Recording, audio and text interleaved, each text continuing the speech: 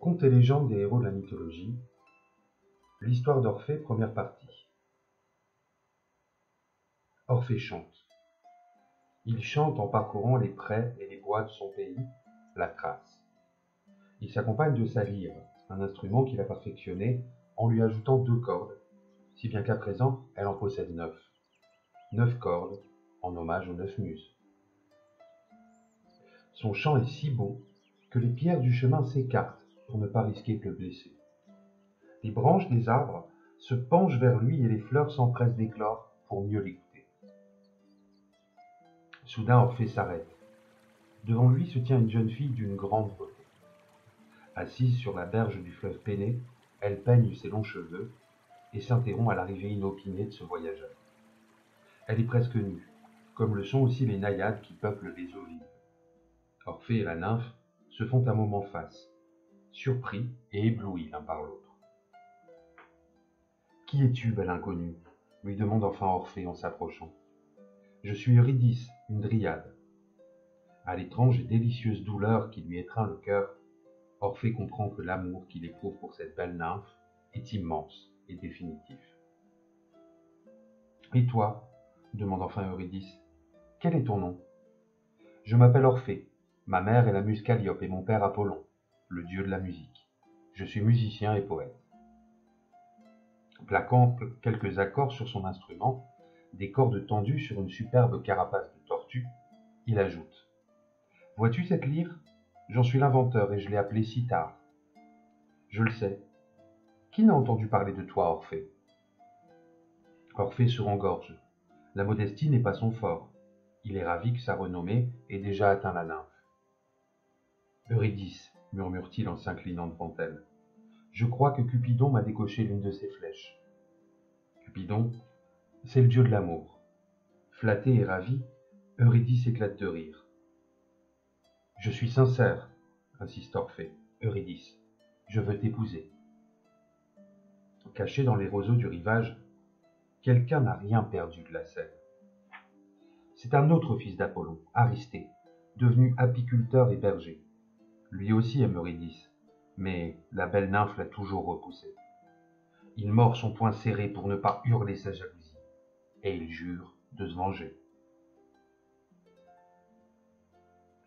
Aujourd'hui, Orphée épouse Eurydice. Au bord du fleuve Péné, la fête bat son plein. La jeune fiancée a invité toutes les dryades qui dansent au son de la cithare d'Orphée. Soudain, pour taquiner son futur époux, elle s'exclame. « Réussiras-tu à m'attraper, Orphée ?» Elle s'enfuit parmi les roseaux en riant. Abandonnant sa cithare, Orphée se lance à sa poursuite. Mais les herbes sont hautes et Eurydice est vive. Une fois son amoureux hors de vue, elle se précipite dans un bosquet pour s'y dissimuler. Là, 2 bras vigoureux la saisissent. Elle hurle de surprise et d'effroi. « N'aie crainte, chuchote une voix rauque. C'est moi, Aristée. »« Que me veux-tu, maudit berger ? Retourne à tes moutons, à tes abeilles et à tes ruches. »« Pourquoi me rejettes-tu, Eurydice ? Lâche-moi, je te déteste. Orphée, Orphée !»« Un baiser, donne-moi seulement un baiser, et je te laisse repartir. » D'un geste, Eurydice se dégage de l'étreinte d'Aristée et rejoint en courant la berge du Péné. Mais le berger n'a pas renoncé, il la poursuit. Dans sa fuite, Eurydice marche sur un serpent. C'est une vipère qui, de colère, plante ses crocs dans le mollet de la jeune fille. « Orphée !» hurle-t-elle, en grimaçant de douleur. Son fiancé accourt. Là-bas, Aristée juge plus prudent de s'éloigner. « Eurydice, que s'est-il passé ? » ?»« Je crois qu'un serpent m'a mordu. » Orphée prend dans ses bras sa fiancée dont le regard se voile. Bientôt, accourent de toutes parts les dryades et les invités. « Eurydice, je t'en conjure, ne me quitte pas. »« Orphée, je t'aime, je ne veux pas te perdre. » Ce sont les derniers mots d'Eurydice. Elle halète, elle étouffe. C'est fini, le venin a fait son œuvre. Eurydice a expiré. Autour de la jeune morte résonnent à présent des lamentations, des gémissements, des cris. Sa douleur, Orphée veut l'exprimer au ciel. Il saisit sa lyre et improvise un chant funèbre que les dryades reprennent en chœur. C'est une plainte si émouvante que les fauves sortent de leur tanière, rampent jusqu'à la belle défunte et viennent mêler leurs plaintes à celles des humains. C'est un chant si triste et si poignant que du sol jaillissent ici et là 1000 fontaines de larmes. C'est la faute d'Aristée, lance soudain l'une des dryades. C'est vrai, je l'ai aperçu qui la poursuivait.